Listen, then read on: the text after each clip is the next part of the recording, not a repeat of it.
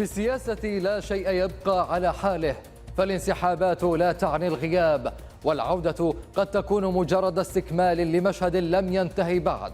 التيار الصدري الذي أعلن انسحابه من العملية السياسية في عام 2022 يعود اسمه الآن بقوة إلى الواجهة وسط تحركات تشير إلى إمكانية عودته إلى الانتخابات المقبلة.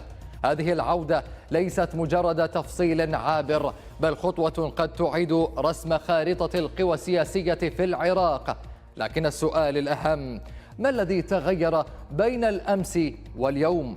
وهل عودة التيار الصدري تأتي كضرورة سياسية أم كخيار استراتيجي؟ حين قرر التيار الصدري الخروج من المشهد السياسي كان السبب المعلن هو رفضه المشاركة في لعبة التوافقات وسعيه إلى تأسيس حكومة أغلبية وطنية تتجاوز النهج التقليدي في تشكيل الحكومات. لكن بعد انسحابه لم تتغير قواعد اللعبة، بل دخلت البلاد في تعقيدات سياسية واقتصادية وحتى أمنية، بعضها كان نتيجة مباشرة لغياب التيار عن المعادلة. اليوم تتحدث مصادر سياسية عن عودة وشيكة للتيار، مدعومة بتحركات داخلية تهدف إلى إعادة ترتيب البيت الصدري من جديد وتهيئة المكاتب السياسية والتنظيمية استعدادا للانتخابات.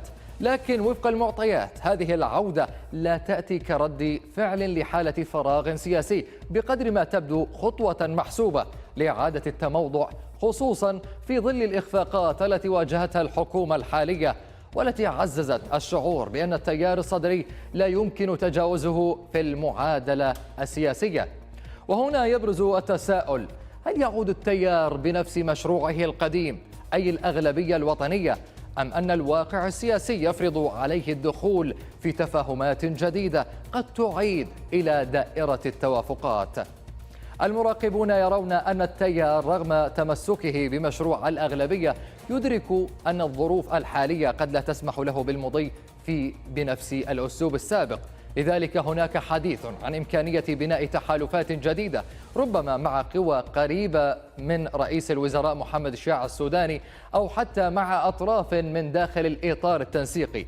رغم التباينات الكبيرة بين الطرفين، فالمقابل هناك من يرى أن عودة التيار الصدري قد تكون رسالة سياسية أكثر منها خطوة مباشرة نحو تشكيل حكومة جديدة، فوجوده في المشهد وحده كفيل بإعادة التوازنات وربما الضغط نحو تغيرات في شكل الحكومة المقبلة أو حتى في طريقة إدارة السلطة خلال المرحلة القادمة.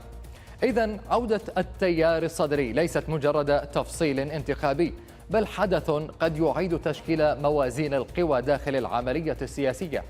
كيف ستكون هذه العودة؟ وما طبيعة الدور الذي سيلعبه التيار في المرحلة القادمة؟ أسئلة مفتوحة، لكن المؤكد أن المشهد السياسي في العراق مقبل على تغيرات قد تكون أعمق مما تبدو عليه الآن.